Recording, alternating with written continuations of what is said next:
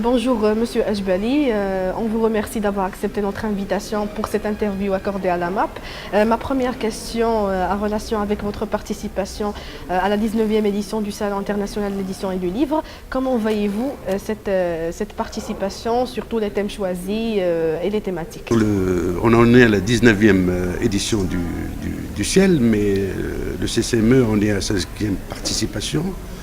Et cette participation, cette année, se singularise par le fait qu'on a assumé de faire tout seul un stand, alors que d'habitude on le fait avec d'autres institutions, avec 3 axes de travail principalement. Le premier, c'est que nous avons décidé, fait le choix, parce qu'il s'impose, d'aborder les questions de crispation identitaire, avec comme fil conducteur la question de l'islam et de l'intégration et des problématiques identitaires, particulièrement en Europe, où on sait qu'en Hollande, en Belgique, en France, il y a des questionnements très puissants qui se posent sur ces problématiques. Le deuxième axe, c'est le fait qu'on a comme invité la littérature africaine, avec laquelle on partage comme dénominateur commun des réflexions sur les questions d'identité, sur les questions de racisme, sur les questions des dominations, sur l'ère de la colonisation. Et enfin, on a fait le choix un tout petit peu de donner la possibilité à tous nos membres et à tous les groupes de travail d'avoir un échange avec le public sur leurs travaux, sur leurs réflexions, sur la synthèse. Chaque jour, il y a un groupe de travail qui se présente devant le public et qui expose, je dirais une synthèse des réflexions dans un échange informel et qui permettra au public un tout petit peu de poser des questions. Alors on a commencé par dimanche le groupe Participation politique qui a présenté un livre synthétique de tous ces travaux. Ma deuxième question, c'est sur la constitutionnalisation du CCME en termes de la dernière réforme constitutionnelle du 1er juillet 2011. Parlez-nous un petit peu de cette constitutionnalisation.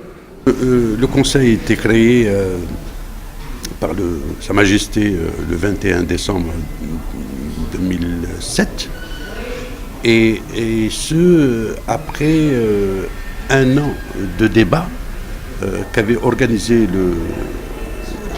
à l'époque le CCDH, et si Sa Majesté avait demandé en 2006 au CCDH de réfléchir à un conseil, c'est parce que,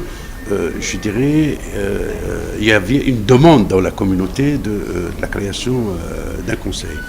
Nous avons une expérience de 4 ans maintenant, puisque notre mandat est fini il y a un an, et nous sommes aujourd'hui, avec la constitutionnalisation, un acquis pour la communauté marocaine. Désormais, les Marocains du monde ont une maison qui leur appartient, qui s'appelle le Conseil de la communauté marocaine et qui est dans la Constitution. Et donc l'article 163, doit être porté dans l'avenir par une loi qui doit être votée par le Parlement, et ça sera l'occasion effectivement peut-être d'ouvrir un très large dialogue avec la communauté marocaine pour voir comment effectivement cette loi soit construite de la façon la plus intelligente, en tenant compte de l'expérience passée du Conseil et puis des attentes de l'immigration pour l'avenir. Troisième et dernière question, c'est sur la participation politique des Marocains résidant à l'étranger, notamment en Europe. Je pense qu'ils ont une participation remarquable. Comment évaluez-vous cette participation politique? Voyez-vous, j'ai vu une image hier qui m'a assez impressionné. Je pense qu'elle est singulière et qu'elle est inédite.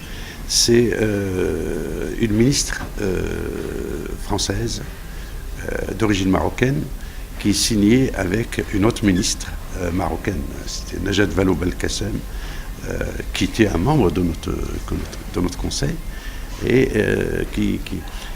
cette image signifie qu'il y a des mutations qu'a connues l'immigration, qui s'est maintenant enracinée en Europe et qui est un peu irréversible. Cependant, effectivement, la nouvelle constitution, je dirais, avec l'article 16, l'article 17 et l'article 18, donne, je dirais, la possibilité aux Marocains du monde, surtout dans son article 17, de, je dirais, le droit de participer, je dirais, à notre système démocratique. Cependant, il faudrait dans l'avenir effectivement réfléchir à comment ces articles doivent être mis en œuvre et comment l'immigration peut contribuer effectivement à leur mise en œuvre.